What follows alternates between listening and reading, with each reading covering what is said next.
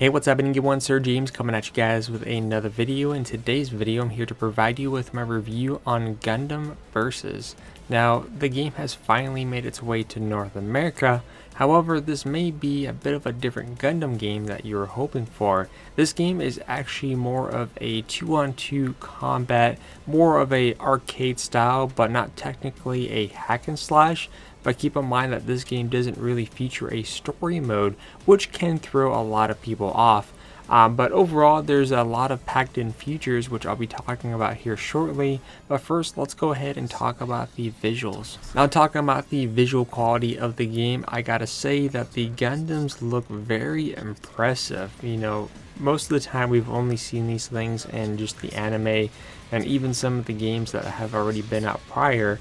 But to have a game to feature hundreds of Gundams to choose from basically when the show first started all the way to the latest, is a really nice change of pace. The fact that if there's a particular Gundam or multiple Gundams in here that tend to be your favorite, more than likely you are going to find it without any issues whatsoever. Now, the other thing to also keep in mind is that, of course, you also have your scenarios, the scenery in which you'll be fighting on, and you have different locations. You'll be either battling in a city, maybe out in the open, or even in some of the desert canyons, which definitely work out quite well because depending on the environment that you'll be fighting in, you could sometimes use that to your initial advantage, especially if you happen to be fighting in an area where you're going to have a lot of buildings in. You can use those buildings to basically hide yourself from fire and to kind of navigate and kind of trick the enemies into your basically location, and of course take them by surprise. Now, going over the initial gameplay here, as I stated, this is not your typical hack and slash style game like the Gundam Dynasty Warriors that you may be familiar with. There's actually a little bit more strategy involved here, and it's definitely crucial to learn the controls and how to maneuver, dodge, and weave, because you never know what's going to be coming your way, and you definitely want to be prepared at the right moment. One of the crucial things that you may be aware of or not aware of is that when you're in the Gundam Selection page, you're going to notice that some of the Gundams may feature in strong points. For example, some Gundams may be specific in terms of fighting, others are shooting, some are even heavily armored, and of course some may have the term various, meaning that they're good in both ranged and of course close quarter combat.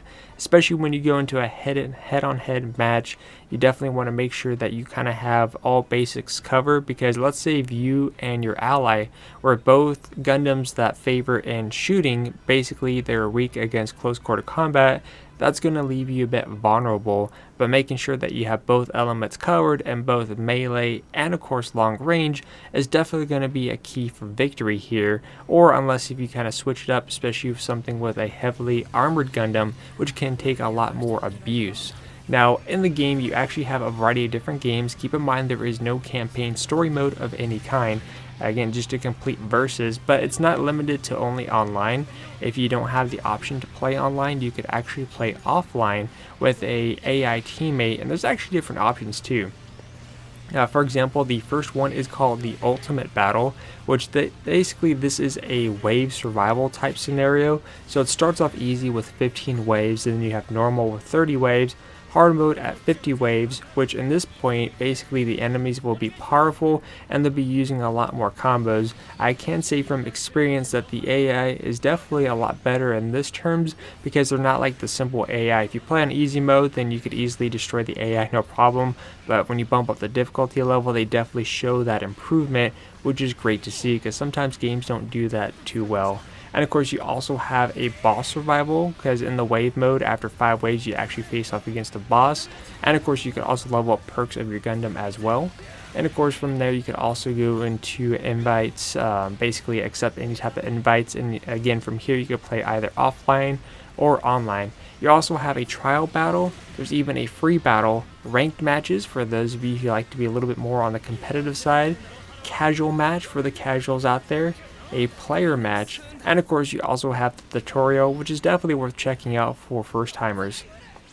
Now, other things along the way, you could even select your favorite Mobile Suit Gundams, your favorite strikes, and of course there's also a element here called the MS development tree, which you could actually go into this category. So every time you level up your Gundam, there's different things and perks that you can unlock, which will basically give you an additional support unit or a what was the term here? Basically an emblem that you could have on your character as well. So there's just a few unlockables that you could get along the way here. There's even a briefing room which you could actually unlock new sets battle navigators. The one that you have by default is a bit of annoying, but if you don't like the battle navigator, you could actually pretty much mute them by lowering the volume to 1. And of course, you also, again, you have your emblem, titles, your replay room, a ranking system. You could even send your messages, background music, and just so many different things in the settings. One of the really cool things that I did like is the fact that you could even view some media to kind of get some more detailed information, especially from the different Gundams, from the scenarios. And there's even a little bit of trailers here and there that you could actually watch, which are pretty worth checking out. But like I said, the gameplay is definitely jam-packed with a lot of different things. Just lacking in a bit of story might take away some players, but it definitely proves a nice challenge if you're looking for a nice ranking game. Now, with all that set in mind, again, the game is quite interesting, but the question is it worth the full retail price at $60? Again, this may not cater towards everyone. For me, it's more of a game that's worth checking out if you could get it at a reduced price. Maybe anywhere between $30 to $40 I think would be a perfect price point for this game, especially for what it has to offer.